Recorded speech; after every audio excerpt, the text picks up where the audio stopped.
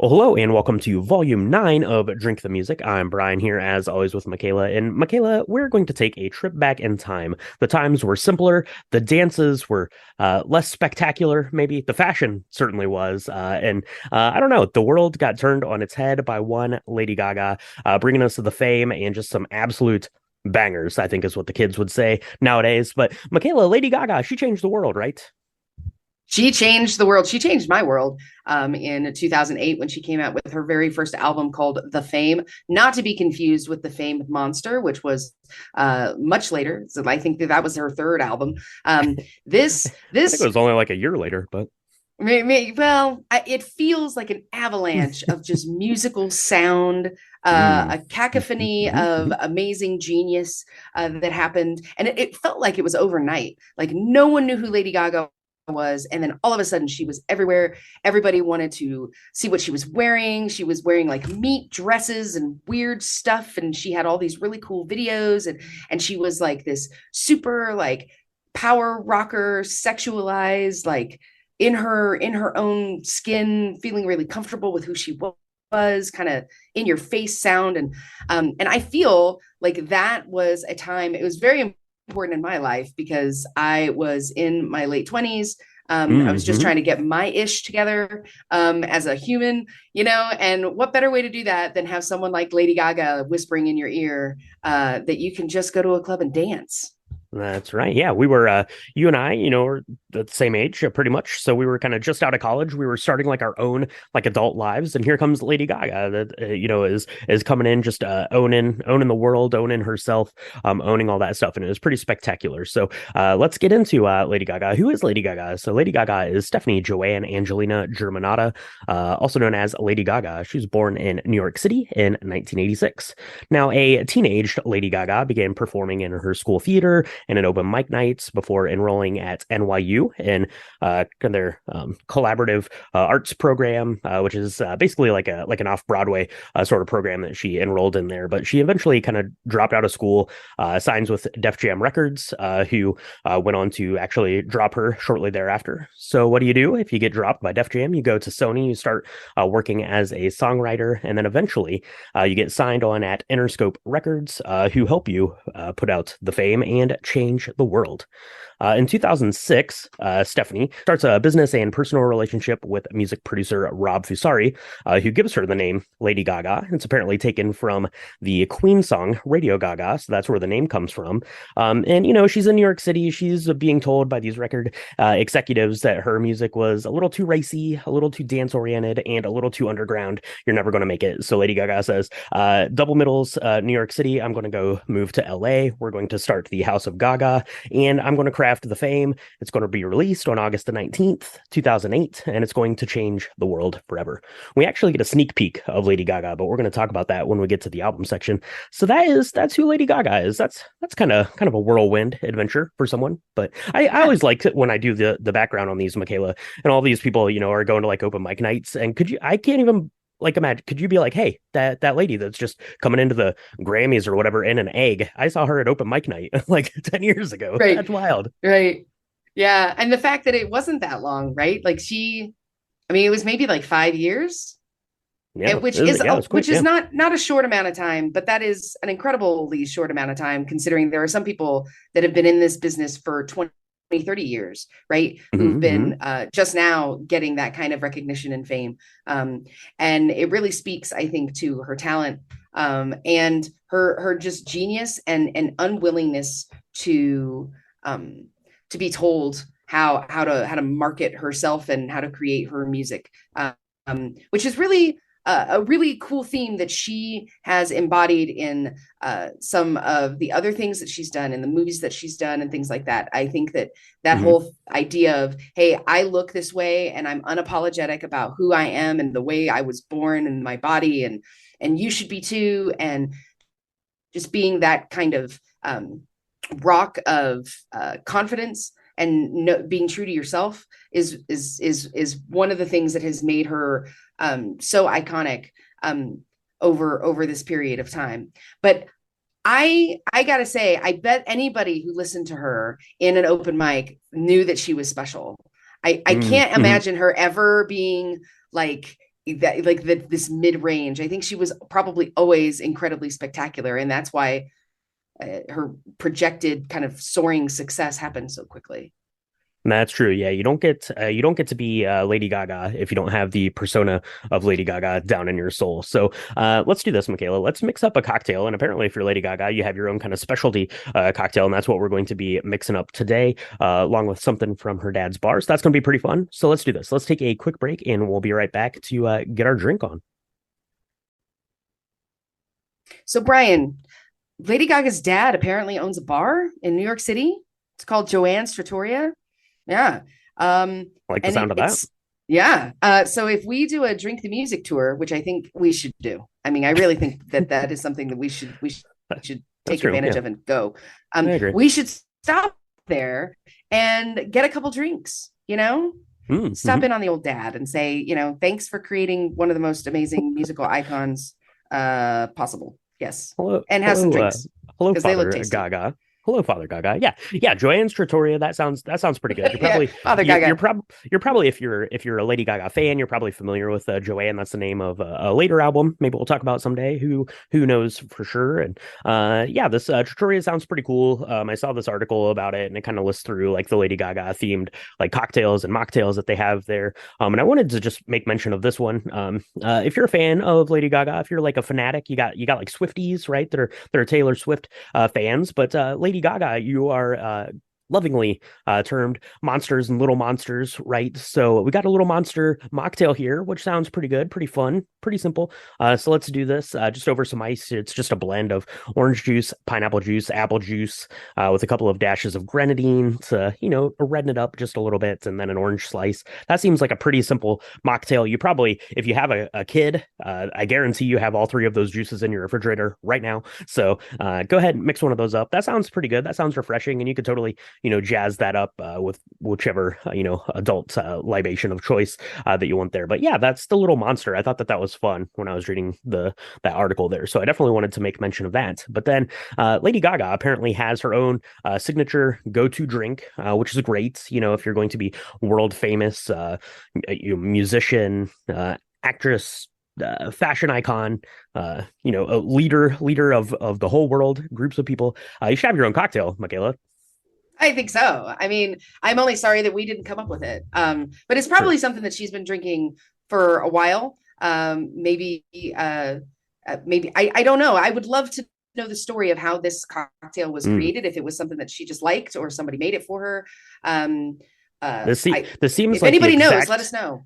this seems like the exact kind of cocktail you would have if you were at any one of these nightclubs, listening to the song, performing the song, seeing other people perform. This is like the classic nightclub standard, I think.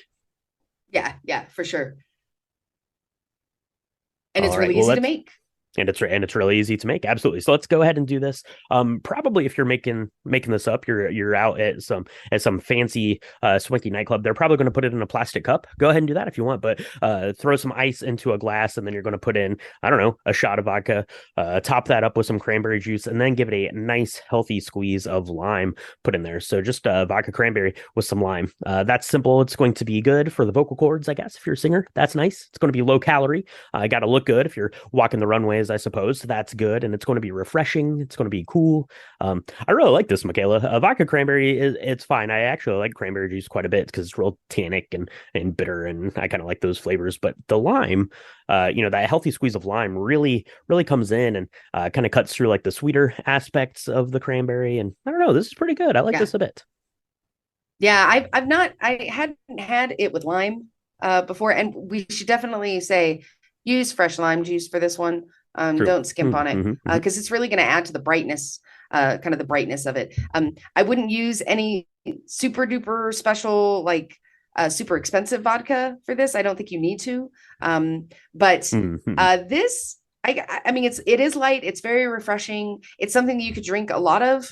And if you want to drink a lot of these, if you're a singer and you're going to be out, singing bangers all night, you don't need to put a ton of vodka in there. You can be, you can just put half a shot if you want, and then you can drink more. which, Hmm. Hmm. might be good for you. I don't know. Might might be good. Yeah. The ice melts a little bit and you can just kind of keep sipping on this all night. This is a perfect, like I said, club drink. I really like this. It's refreshing, thirst quenching, all those things. It sounds great. So good job, Lady Gaga, to get your own drink. That sounds pretty good to me. So now that we've got these made up, Michaela, that was an easy one. So we're gonna go mix up another one.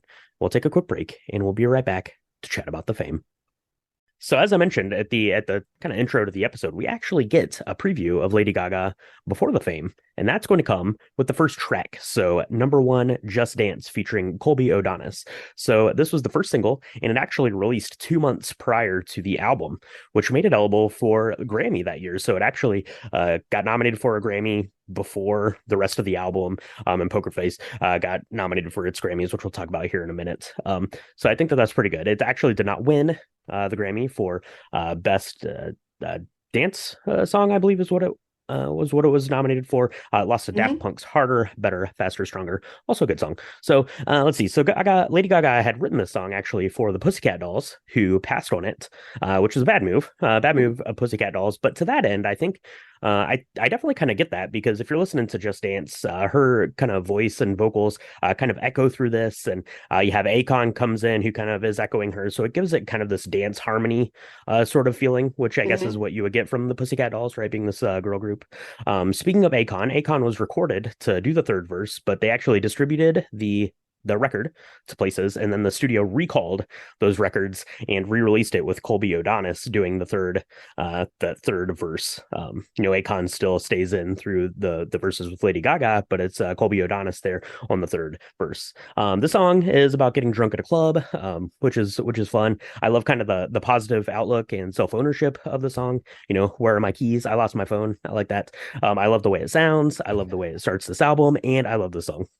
Yeah, me too. I remember I was the first time I heard this, I was like, who is this? Colby Adonis was like super cool for I don't know, on my radio station. He was super cool for about 18 months, and then I never heard from him again. Mm, But this was all over the radio, and I remember thinking that they could never overplay this song, and I was right, because it was such a happy record, just really it was techno enough, but it was also kind of I don't know, vocal. Like you could tell that she had some serious vocal chops. And even though she was kind of doing this syncopated, it wasn't rap, but it was like this syncopated lyricist kind of work that was done kind of on the bridge. And I don't know. I remember hearing this song and being, who is this person?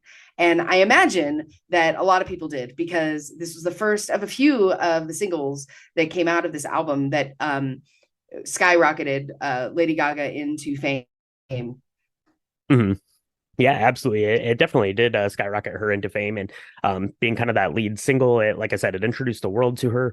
And this album has 15 tracks, kind of depending on how you listen to it. So we might talk about that here as we get through this thing. And there's about 13 times on this album where I say to myself, as soon as the song starts, "This is my favorite song on the album." That definitely happens here with song number one. It definitely happens here with song number two, "Love Game." Let's have some fun. This beat is sick. The song is great. It totally captures kind of this high level dance den.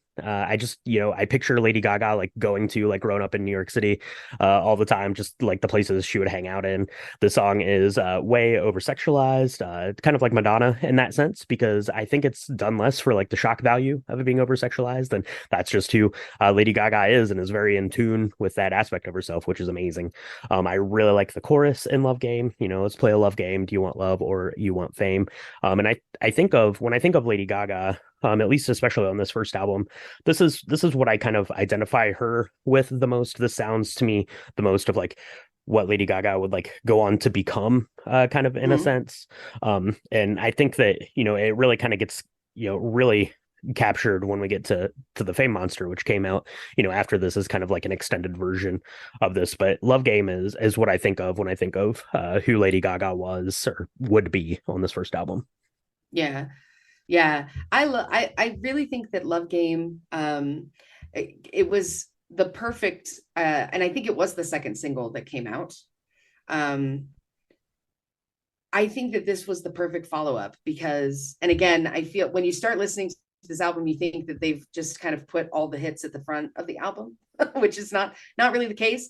But I think that Love Game was just such a club.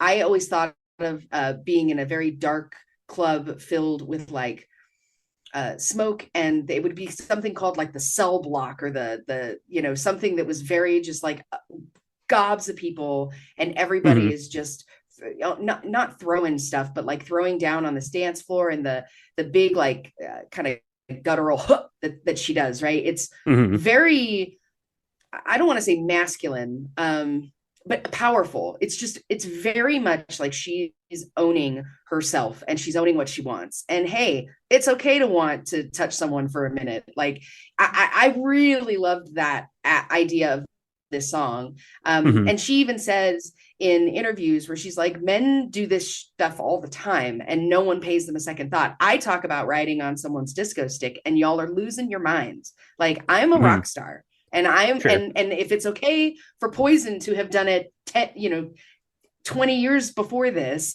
I can do it now. And I just really love that. Yeah, absolutely. She definitely owns it and leans into it, and it's pretty amazing, from that sense for sure. Let's go to track three. This is, like I said, there's like 13 instances on this album where I say this is probably my favorite song on the album, but this probably actually is my favorite song on the album, and it might be my favorite Lady Gaga song here. So it's track three, Paparazzi. It has kind of more of this pop ballad feel on this one. I really like it. It has kind of this poetic imagery to the song, and it kind of describes who like Lady Gaga was. Like you could see like her like standing on like the sidelines, like singing about this paparazzi and kind of who she wanted to become, and then ultimately who she does become. It's kind of like almost like this play with fire, and you might get burned sort of thing, right? Like I really want, all this love and all this attention, and oops, sometimes that actually happens. So I really like the way that the song kind of slots in here. It's a little more down tempo from those first two, just absolute, just like massive club hits. And then you're going to get like the third like massive club hit here after this one. So it gives you a little bit of a chance to catch your breath in this one. But Paparazzi, yeah, definitely one of my favorite tracks for sure. Yeah. Now I really like that in this whole album kind of talks about what do you want? Do you want fame or do you want love? And the idea that paparazzi is, when you want to be famous, people who want to be famous think they want to be famous until they have people like paparazzi standing in their way, keeping them from going where they want to go, invading their privacy, standing outside their door, taking pictures of them, their families, stuff like that, right? And it's this be careful what you wish for kind of thing that I love about this song. Hmm. And it is slower. But I really like also that it starts to really show off some of her vocality, because she's not I mean, as we know her now, she has got these amazing kind of vocal chops, right? Like she can do Hmm. so Sure. much with her voice. And I feel like this started to give us a glimpse of that there was more than just these, disco techno hits to Lady Gaga. I mean, that those were great. This kind of peels back that onion a little bit, and I love that. Yeah, for sure, for sure. So that gets us into track number four here. This is the second single off the album. It is Poker Face. I think that, even though Let's Dance released kind of before this, I think that this is the one that really gets identified as being like the big single off of the Fame, especially because that one was released before. Poker Face was nominated for 3 Grammys. I think it won Best Dance Track. It was also nominated for Song and Record of the Year, I believe. It sold 10 million copies. It hit 10 million copies of the single sold in 2015. So that's a lot of people buying this song, Poker Face.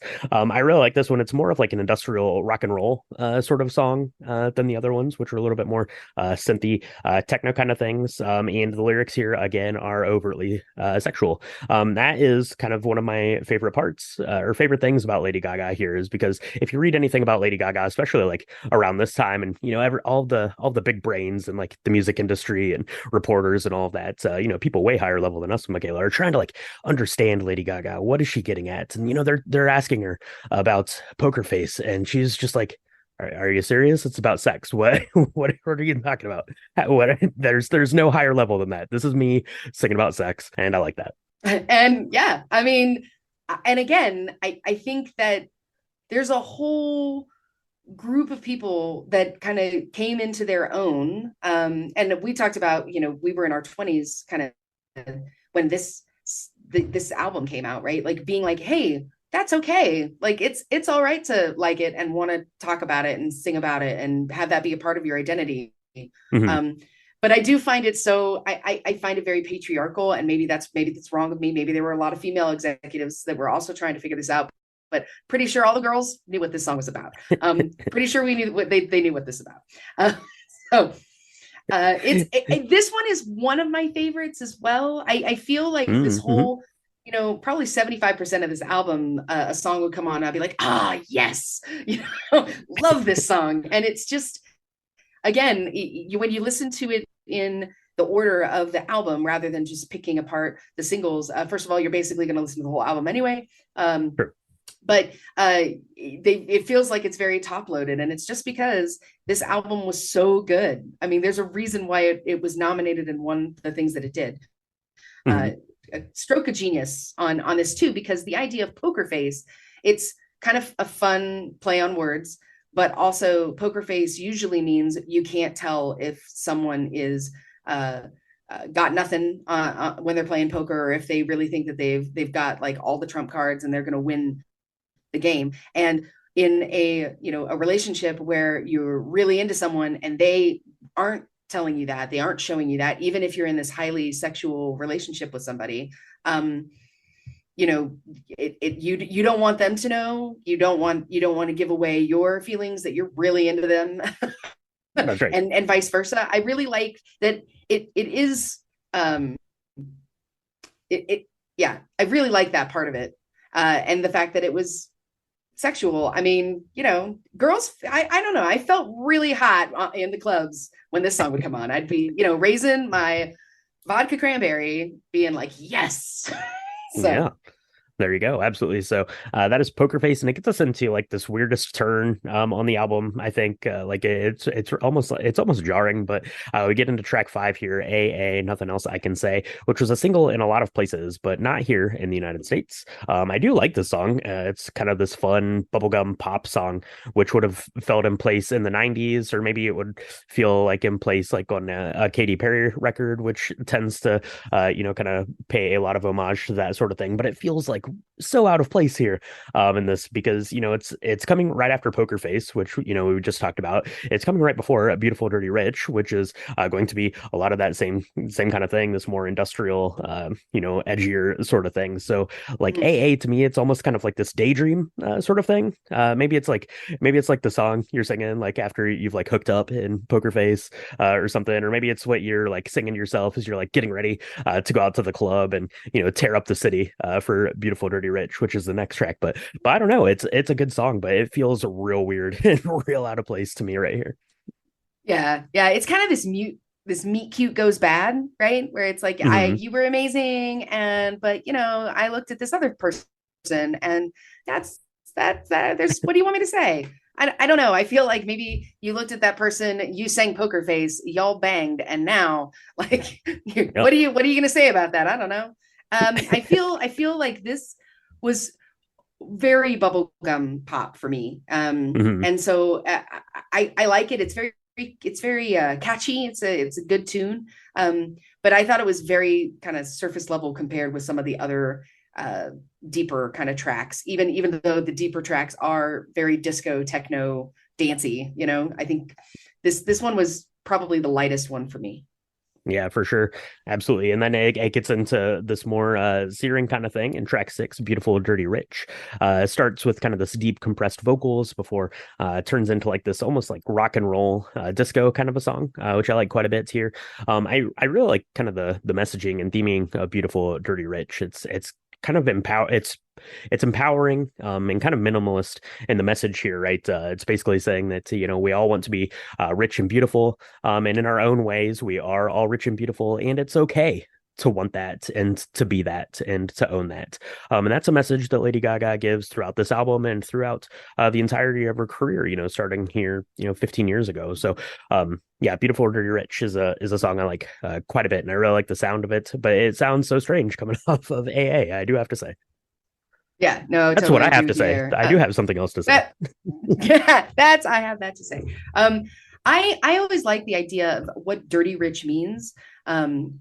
Listening to the songs, it was like, what does that mean? Because I don't think it was beautiful, dirty, and rich. It's dirty rich. Like, what does that mean? Mm, And when I hmm think hmm of where Lady Gaga might have gotten her inspiration from to write this song, or the idea behind this is there's a lot of people in New York that are just trying to make it, right? They're Sure. trying to get to wherever they're going to be. Everybody wants to be rich, and when you have the severe levels of insane wealth juxtaposed, right, a lot of lower socioeconomic levels in that space in New York City, it's really hard not to have this idea that, hey, I'm going to get out of wherever I'm at. I'm going to move up. I'm going to use what I've got personally on me, which is many times my looks, to do that thing, hmm and that's okay to want to be beautiful, popular, and kind of this dirty rich, where it's like, I don't know, it's very kind of gritty, and the chunky, I'm gonna say they were chunky beats. I don't know if that's the technical term, Sure. but I felt like the beats in this one were very different, from a percussion perspective than any of the others, and I really like that about this song. Yeah, definitely. It works very well as an homage. You mentioned it there as kind of the highest highs of wealth and things, but New York City almost embraces that more than any other place, right? Wherever you're listening to this right now, you have people that are very wealthy and people that are very poor and downtrodden, but New York is like kind of like the pinnacle of that, right? If you look up that disparity there, like it's highlighted in New York City, more so than maybe anywhere else in on the planet, or at least here in the United States for sure. So it's kind of like paying homage, I think, to New York City in that way, as well. Mm-hmm. And then it's going to get us into the last track here on this first side is the Fame track 7, the title track for the album. It's got this little funk guitar riff over it, which is pretty fun. This is kind of the first kind of guitar-y bit that we get in the album. It sounds really nice. And to me, the Fame, it's kind of like a career outline for Lady Gaga. Like she sat down to write out like her mission plan of like, all right, Lady Gaga Industries, and here it is. And I really like it. It has the lyrics here. My teenage dream tonight. Yeah, I'm going to make it happen this time.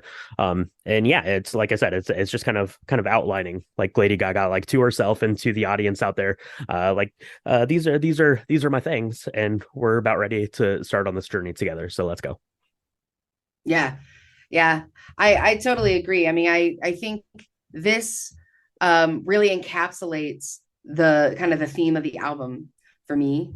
Um, Going through and searching for fame and money and trying to be a celebrity. Her vocals aren't they're good, but this isn't what we hear in like paparazzi. It's very, I don't know, kind of subdued, I want to say, Hmm Sure. in this one, and lots of backup sounds on, or backup vocals, sorry, on this one. And so I thought that was interesting.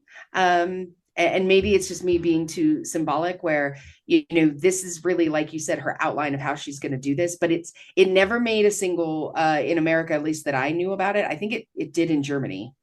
hmm Looking this up, or Lady Gaga is maybe, real big in Germany. On a side note, yeah. So maybe every single song they're all became a singles single in there. Germany. I don't know. There's But I They're all really singles in our like. hearts. They're all singles in Germany. That's right. That's right. Um, but I really thought this one was a really good kind of setup for Money Honey, which is the hmm next hmm track. Sure.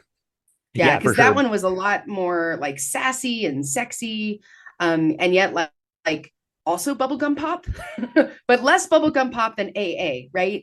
If I had to compare the two. Yeah, for sure. Absolutely. And Yeah, the Fame I think is a little bit more introspective, I guess, of a song. The all the rest of the songs are more kind of outwardly, lambastic, right? To talk about yourself and your wealth or your perceived wealth and your sexuality, all that stuff. This one is a little bit more introspective, and it sets up Money Honey really well. And we'll get to that in just a second, Michaela, because it is time to turn over the album and take a bit of an album break. So let's go through some bullet points here about this real quick, and then we'll chat about Lady Gaga. So the Fame released in 2008, and it debuted at number 17 on the U.S. Billboard charts. Kind of kept slipping down a little bit, but climbed back up to 10th place the following March. On the dance charts, however, though, the album maintained the number one slot for a total of 175 non-consecutive weeks. So that's over 3 years worth of being the number one dance album, which is really pretty amazing. Especially like I mentioned at the top, you had that Daft Punk album came out that same time, and that song I assume kept it at number one for kind of battling back and forth maybe throughout there. So 175 non-consecutive weeks, amazing. Lady Gaga after the 2017 Super Bowl performance, which was in Houston. Michaela, right by you. Yeah. The album actually went back to number 6 on the Billboard charts, so its highest spot ever there after the Super Bowl performance, 9 years after the album released. So that's pretty amazing. The Fame is over 6 times platinum, and it spawned the extended The Fame Monster, which came out in 2009, so the next year, which also went 5 times platinum. So that's like 11 times platinum for this album, kind of in the two iterations of it there for sure. Lady Yeah. Gaga, as we know, is a cultural icon, a fashion icon, and in 2019, she became the first woman in the same year to win an Academy Award, a BAFTA Award, a Golden Globe, and a Grammy. So she has the music chops there, obviously. Some Academy Award nominations for that, but she also has a Best Actress nomination for A Star Is Born and a Golden Globe win for Best Actress in American Horror Story Hotel, which we're not going to talk about too much, but I will say that is my second favorite season of American Horror Story. So, Michaela, Lady Gaga, all these praises, all these things, all these albums sold, but we talked about it a little bit. We were in our mid 20s, but what did Lady Gaga like mean to you when she came out? Were you like out dancing at clubs and like you identify that part with her? Was it more of like this like self kind of like expression that you like felt like comfortable more so with Lady Gaga in your life? But tell everyone about your kind of, I don't know, your life trajectory as it relates to Lady Gaga, because whose doesn't? Whose doesn't? It was the sex. Let's be honest. No. I did do a lot of clubbing. I got really into running for a while, and I remember this album would get me through when I would have like 3 miles left. I knew I could make it in the amount of time that the album's like 42 minutes long, and I'm short, so y'all do the math and judge me later. But when I was like, I would do these really long runs. I was trying to train for like a half marathon, and when I'd get to like mile 10, and I'd have like 3 left, I would put this on and listen to it a lot, and just going to clubs for sure. I dated a guy who was really into techno at the time, Okay. and we would go to these like kind of underground places. It felt like I like very New York, but we were in Houston, and so it was 300 degrees instead. But I heard a lot of like remixes of Just Dance and Love Game and thought that they were amazing. I mean, it just really shaped kind of who I was in my mid 20s. I mean, and what Mhm. I wanted. I was not married. I was just having a great time and kind of being okay with having a great time. And yeah, that's who she was to me. And then of course with Fame Monster, and then oh my gosh, like 2 or 3 of the next albums just to me kept getting like bigger and bolder and better. And then with her, some of the movies that she's done, I mean, it's just, she's became, I feel like my Madonna, right? Because Mhm. it would be like when how my mom might have felt about listening to Madonna in her 20s and early 30s and like the 80s when she was rising to fame. Like we every generation has their person, and Lady Gaga's mine. hmm Yeah, definitely. And you make the parallel to Madonna, and we actually spoke about that because when we covered Madonna, that was the kind of vote. It was up between Madonna and Lady Gaga here, and we mentioned that, right? How they kind of piggyback and almost kind of like leapfrog each other because when Lady Gaga came out, like dance music wasn't really a thing. I mean, it was a thing, but it wasn't like in like the popular music sort of thing, right? You had For some like sure. Yeah. underground like techno kind of stuff, like happy hardcore and stuff like, kids would be into that, but it wasn't really like a big thing that you'd hear on the radio, right? Like it was something you had to kind of go and search out or be a part of. But with Madonna and then with Lady Gaga, I kind of opened, the world of like that dance club uh culture, kind of underground thing to this mainstream, and it just absolutely blew up and took the world by storm. We mentioned the first single, Just Dance. It kind of came out before the album. Everyone was like, "What is this?" It sounded like so revolutionary and unique, and um, you know, it, easy to access. Like everyone loved this song, right? Like kids, like Yeah. adults, everyone loved it. The whole gamut of people. And then obviously it turned into this whole thing of who Lady Gaga would become with all the albums, with all the acting, with the Vegas shows and stuff like that, which she's actually doing right now. If you're listening to this, I think it runs through October the 5th, I think. I wish I would have done some research earlier because I totally would have gotten tickets to go see it. She's doing like a jazz sort of thing, residency here for a couple of weeks. So definitely on my bucket list of things to do is to go see Lady Gaga at some point here. I don't think you've seen Lady Gaga in concert either, Michaela. Have We'll have to not. rectify No. that here sometime in the future. So let us know at home if you've ever made it out to see her in concert because it looks like it is a sight to be seen for sure. So I don't know, Michaela. Let's get back to the album here a little bit, and we're going to carry on with Money Honey, which we mentioned briefly there before. So it's carrying on kind of the theme of riches and fame. It has more of a heavier industrial pop feeling than especially like the Fame did. So it's more of like the harder, like grittier version of the Fame, almost. Here, I like kind of this the little post chorus where she spells out money, right? Money. Why so sexy, and why is money so sexy? It's asking the important questions, Michaela. Why is money so great, and why is love and seeing people at this club? Why is all that stuff so great? It's so seductive sounding, and I really like it. Yeah, for sure. I think when you think back to your 20s, uh, you know, there are things that you can do only when you're young, that money won't be able to take the place of.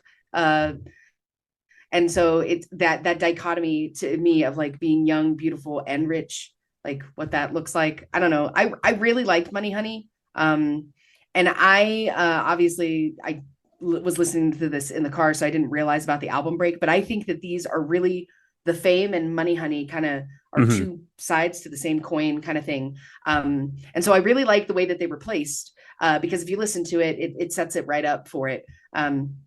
And then you go straight into Starstruck, which is this kind of pop rappy. Again, she has this really cool way of hitting her lyrics where it sounds very rapish, but without being rapish, right? Where it's not, I don't know how to say that without sounding like an idiot. So, but hopefully you know what I'm talking about. I do like that. It is a little bit more rapish here, Track Nine Starstruck, because it's a collab with Space Cowboy, who is a DJ, and Flo Rida, who is a rapper. So that makes sense that it would be a little bit more rapish. It's more of this like heavenly staccato synthesizer here, which sounds really awesome. Starstruck is probably my second favorite album song on the album. To be sure, for sure, in an album where they're all my favorite songs. This one actually is probably number two, to be honest. Yeah. Starstruck, it's again mostly about sex, kind of similar to Poker Face here, except instead of talking about poker and how that relates to sex, we're talking about like nightclubs and DJs and how that relates to sex. But it's a little bit more subtle here in this telling, I think. I think that this song to me, obviously, it's about that. It's like person to person, like lust and love. But I think this one's a little bit more idyllic and talking about how you just love the club scenes and like DJs and stuff like that. It's when you see like a really nice stay with me here, Michaela, and all the listeners out there. It's when you see like a really nice like Italian sports car and you look at it and you're like, that car is sexy. It's kind of the same thing here about saying about the club, right? Mhm. This scene right here is sexy. That's Starstruck. I really like that. Lady Gaga has done a bunch of stuff with Space Cowboy, and they do really great stuff together. But yeah, I like this one. Yeah, probably my second favorite track on the album for sure. Yeah. I definitely feel more like I'm in a club. I've never felt more in a space. The visualizations of where you're at spatially is huge in this one, and I really love that. Yeah, for sure. And I'm just imagining all of these things because you mentioned you go to clubs. Clubs don't open until I'm already like past my bedtime, so not a big club person myself. So I'm just having to imagine that that's what being in the club is like. And Starstruck to me is that. Let's get into track 10 here, Michaela. Boys, boys, boys. We get our first ever direct drink the music throwback here. Thank you, Lady Gaga. Let's go see the Killers and make out in the bleachers, says Lady Gaga. So this was originally slated to be a single, but Bad Romance was done and ready to go early. So they just scrapped Boys, Boys, Boys, put out Bad Romance. Probably a good move, to be honest. Bad Romance is an absolute banger. That comes out on the Fame Monster, which maybe we'll talk about on Patreon here at some point in the future. So this it was meant to be kind of her like version of Motley Crue's Girls, Girls, Girls. So kind of owning that, right? Like she's like, Right? I can do all those overtly sexual things that those hair bands did. I'm just going to do it my way, and it's more of like a synth, like rock and roll kind of thing here, and it has like a very kind of like glam rock kind of feel, and Yeah. I think that's probably kind of a nod to that too. So I definitely buy that, and I really like this line here. Because it captures my heart for sure, Lady Gaga. It says, "Watch your heart when we're together. Boys like you love me forever." True, can't confirm. Mm. Yeah, no, that's a good one. I really love this because it goes back to that, like we've had this kind of starstruck Money Honey. For me, this was going back to kind of her roots of this iconic sound that we know of as early era Lady Gaga, right? Is this song for sure.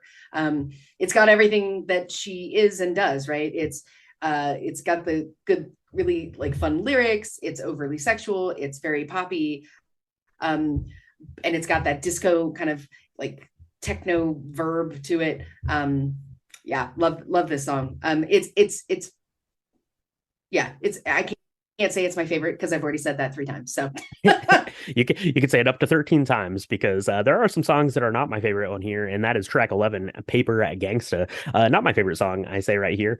And I've got some stuff to say about it. So I'm going to start with this here, Michaela. I think that the song is pretty well written and thematically it fits fine in the album. It's just not my favorite. It's a little bit more rap influenced here, kind of through the verses, and I like the theme of the song. But I'm going to turn it over to you, let you talk about it, and then I did some digging on this one that I need to talk about. yeah, okay, cool. Because I felt this was real strange. How do I say this? So I heard a lot of piano, and I was like, oh my gosh, is this the first time we hear Lady Gaga play the piano? I don't know. Maybe that's what you're going to tell me is that you did research on this, and we're going to talk about it. But I was like, Mm. it's really like electric piano driven. And I wrote in my notes here, is this the first time we hear her play? Is this seems like just a foreshadowing of what's to come? Because this is also not my favorite. I thought it was okay. I Mm. like the idea, the visualization of a paper gangster, where it's like you're all bad, you think you're all big, but you're not really. You're made of paper. I could see through you, Mm. that kind of thing. Mm-hmm. And I kind of like that, but the song just it's not my favorite on the album. It didn't it works, but it's kind of one of those. I'm gonna daydream about something totally different while this song is on. Yeah, So for sure. sorry. And yeah, it does have that piano bit. It's more of a synthesizer. I don't know if she's actually playing the piano there or not. That did not come up in my research. What did come up in my research is that this song was basically written as a song to throw shade at Def Jam, who was that record company that signed her and then subsequently dropped her. And apparently they dropped her because they wanted her to use autotune in all of her music, and she said she was not willing to do that, so they ended up dropping her. So you get the lyrics here in the song. Sometimes I felt so deaf in the jam, and then all of the song verses are done in the super heavy auto tune. It's the longest song on this album. I might like it if they cut it a little bit shorter. Uh, but I'd said this was my least favorite song on the album. But now that I know that she wrote it to intentionally sound like the worst song on the album, it kind of makes it my favorite song on the album. She's we can't handle her sass. Def Jam couldn't handle her sass. Yep. That's so cool. Man, good on you, Lady Gaga. I mean, because it is real heavy in the auto tune. And I was like, that's weird. Yep. Because I mean, we've heard her, we've seen her videos of her singing live. I mean, she's got the most amazing voice ever. Like the fact that they would tell her that she needs to auto tune. I don't know. I'm not a singer. I'm not a professional. Maybe they do that to everybody, but man, good on her. I like Yeah. that.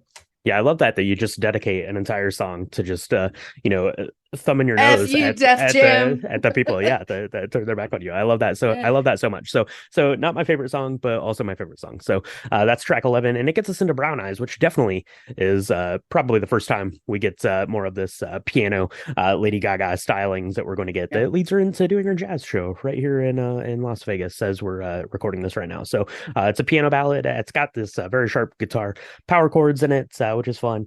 And it's kind of a song about a lost love, right?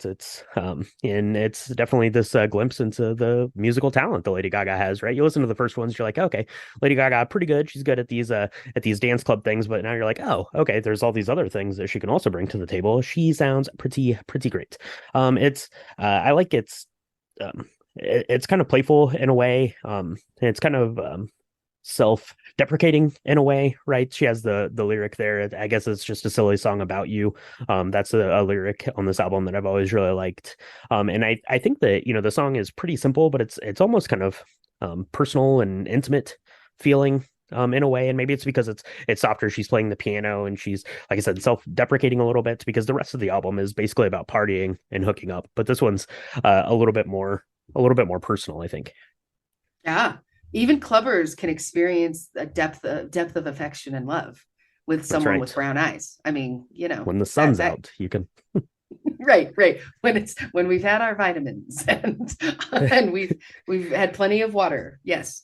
That's right. Um, yeah. No, I really like this one. I wrote here again, it's the second song in a row where I felt we got a lot of piano or a lot of keyboards, and this was a glimmer of what we expect. I really think Brown Eyes is a much deeper, it is the foreshadowing of what we now know to be kind of this incredible vocal talent, right? When Hmm. we talk about the jazz and we talk about, she did two albums, I think, And so you have, yeah, the jazz. You have like the Tony Bennett right? duets that she's done, and Yeah, with mhm. with Tony Bennett, and the fact that she's just so much more than just a dance pop, icon.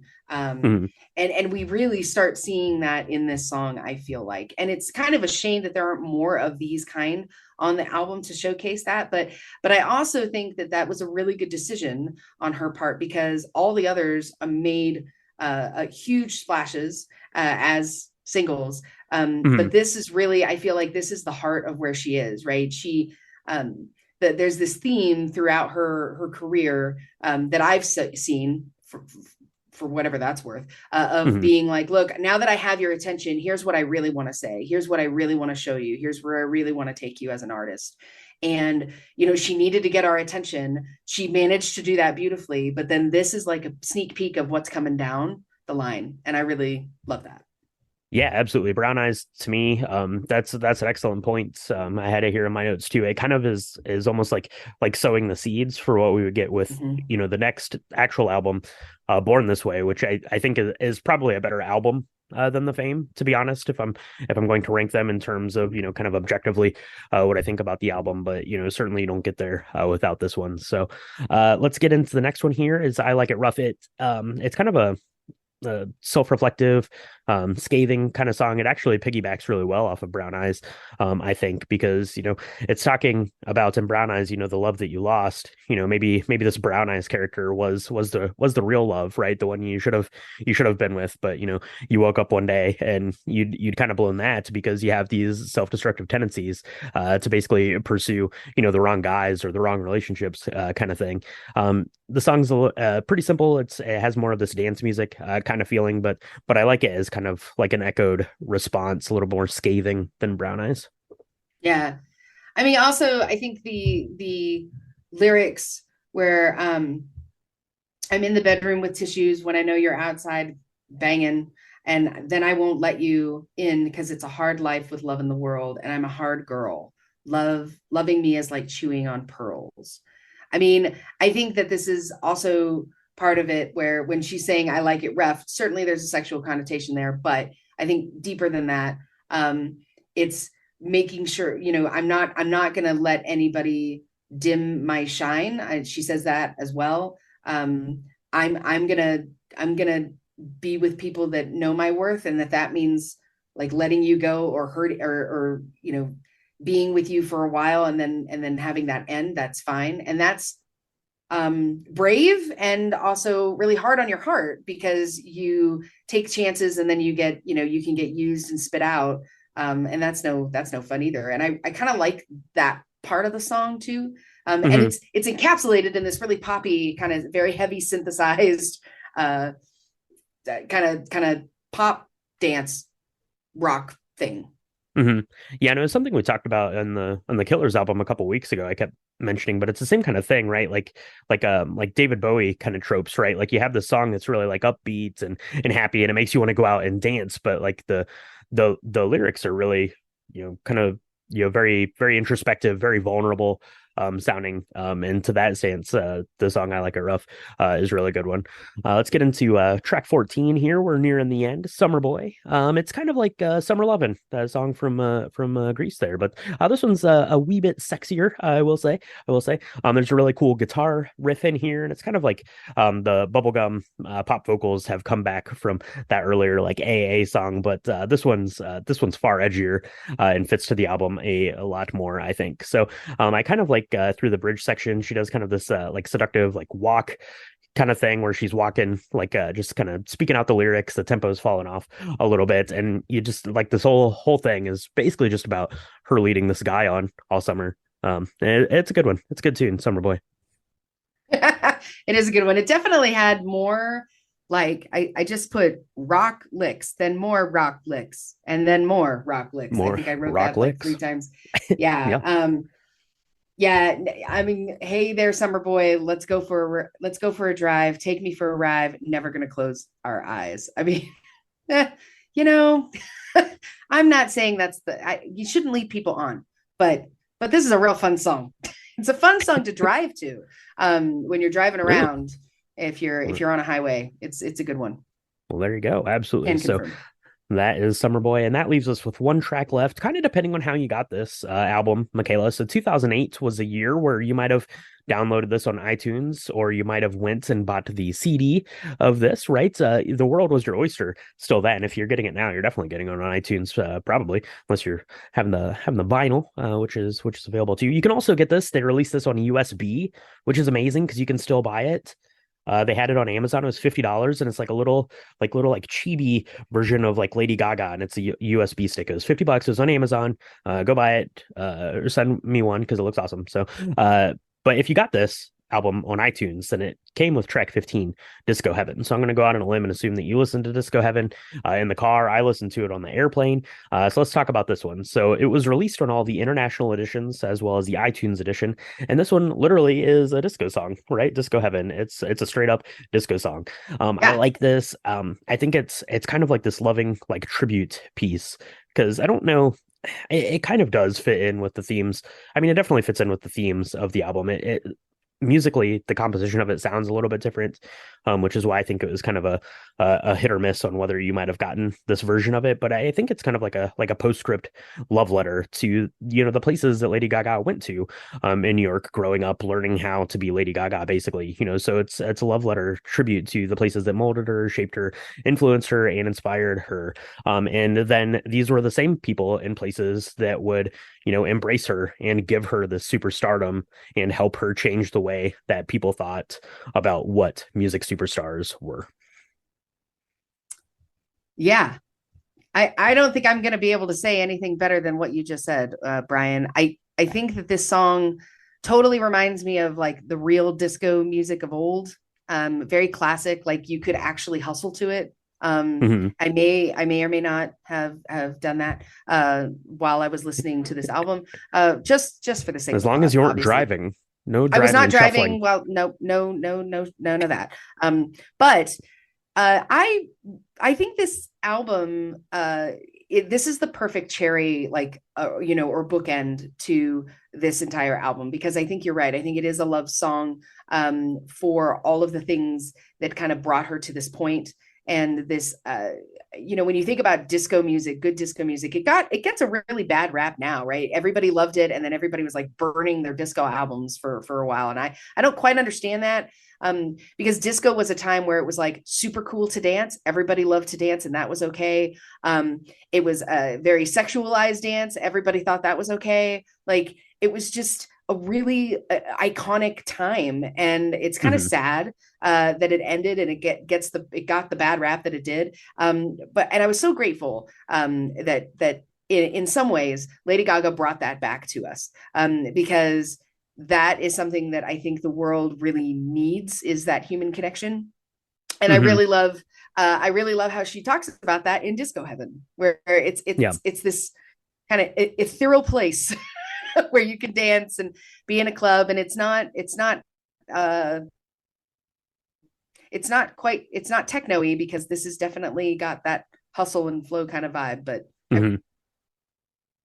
Yeah, for sure. And I really love it as that homage piece because you listen to the Fame, or who, Lady Gaga would go to be on. And, we mentioned that it kind of broke barriers and turned kind of this dance club, dance scene music to kind of mainstream and, basically changed the way that music was going to be perceived, since then, 2008, it's still going on. That's, the popular kind of music, right? Is all this dance club sort of music. But I like this here is that she definitely, kind of throws it back to, here was this album that's going to go mainstream. It's going to change the world. But, I see you as we were the ones that did this together, right? As, kind of this disco club kind of thing. And I really, really like that sentiment here on the album. It's a very mature thing to do. It's a very respectful thing to do, I think, to throw it back to the people who helped to mold and create you. So that is that, Michaela. That is Lady Gaga, The Fame from 2008. It is an amazing album. It's one of my favorites. I've always really liked the album, and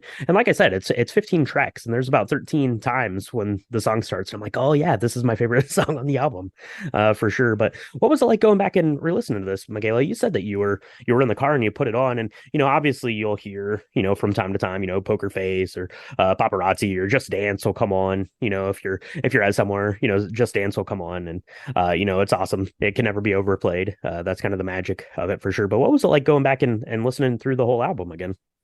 um it was very nostalgic for me. I was thinking about how I don't go clubbing anymore because I'm old, and I kind of miss that. Like, I would definitely be the old lady in the club, so I will not be. I will try and refrain. But wouldn't that be cool if there was a way to go back and do that? Um, because for me, it just really took me back to that time in my life, and I thought about the guy I was dating and whatever happened to him and all that, and it was just really just nostalgic fun. Thought about running. Like, I was driving fast, so that I felt good. Mm, hmm. Hmm. I think this is definitely something you can go on a drive with, or and feel empowered by. But I was like, man, I used to run song, that kind of thing. Hmm. Yeah, it was just a nostalgic album altogether for me. I really, it got me thinking about how far I've grown and changed, and what's happened to me. And we had no idea what we were in for with this album with regards to Lady Gaga. Hmm. The tour de force that she kind of unleashed on the world, and all of the things that she's done to help everybody feel empowered to be themselves and love themselves is just super cool. And so I'm just really grateful for that as well. Yeah, absolutely. And Lady Gaga as a person, as a character, as a performer, as an actress, as an activist, as all of these things.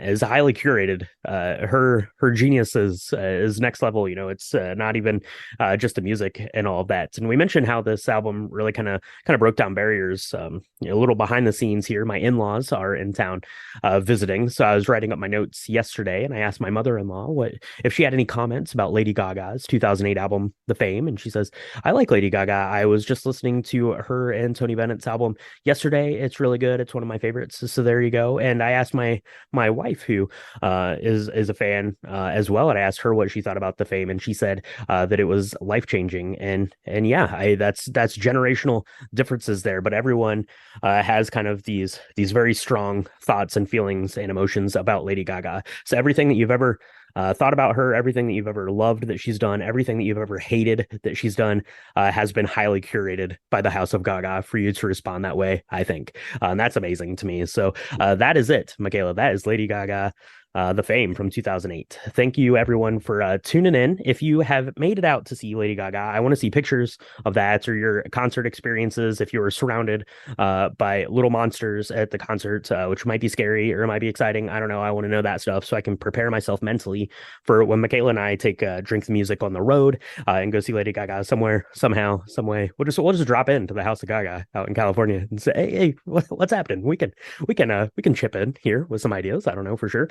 If you make a Lady Gaga cocktail, do that. Send us pictures. Let us know your riff. If you ever go to Joanne's Trattoria, let us know that. If they have some good Italian food, sounds like they might, or some good cocktails. Anyways, let us know all that stuff, and let us know what you think about Lady Gaga's The Fame, or any of the other albums out. Let us know what your favorite is, what your favorite song to dance to is, any of that stuff. Let us know all of those things, and you can do that on our social medias. That's the best place to do it. It's at Drink the Movies on Instagram and X and Threads, and on Blue Sky. We're on Blue Sky now, so check that out if you're making your way the transition over to there. You can go to facebook.com/drink the movies for pictures, episode recaps, all that stuff over there. You can find that on our website, www.drinkthemovies.com. And if you want to vote in the album that we're going to be covering next week, or maybe we're getting closer to movies again, if you listen to the Lobby Bar, we got some things on going there, but I think music is probably here to stay in some way, shape, or form. So you want to make sure you're voting for the albums. That's on our Patreon, patreon.com/drink the movies.